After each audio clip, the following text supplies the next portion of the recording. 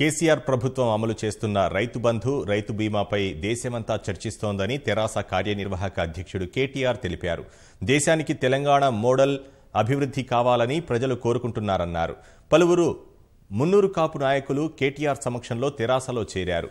మందిరం మసీదుపై కాకుండా సామాన్యుల సంక్షేమంపై చర్చ అవసరమని కేటీఆర్ అభిప్రాయపడ్డారు. 5 ఏళ్ల కిందట 2014లో ఆనాడు నరేంద్ర మోదీ గారు భారత ప్రధానమంత్రి పదవికి దావేదారుగా ఒక కార్యక్రమం చాలు చేసినాడు.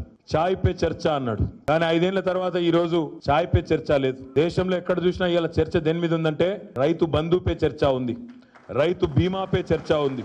ఒక్క మాటలో చెప్పాలంటే తెలంగాణ పే చర్చ ఉంది, కేసీఆర్ పే చర్చ ఉంది. ఇది వాస్తవం.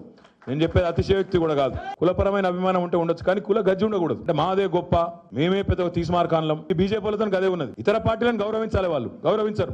మేమే గొప్ప, మేమే తీస్మార్కాన్. ఇవాళకు వాళ్ళు తీస్మార్కాన్లు అనుకుంటే నడవదు కదా. ప్రజలు చెప్పాలి. బీజేపీ వాళ్ళతో బాధ ఏంటంటే వాళ్ళు ఎలక్షన్ అప్పుడే హిందుత్వం గుర్తొస్తుంది, ఎలక్షన్ అప్పుడే మందిరం గుర్తొస్తుంది, ఎలక్షన్ అప్పుడే పాకిస్తాన్తో పంచాయతీ గుర్తొస్తుంది, మిగతా టైం ఏముండదు.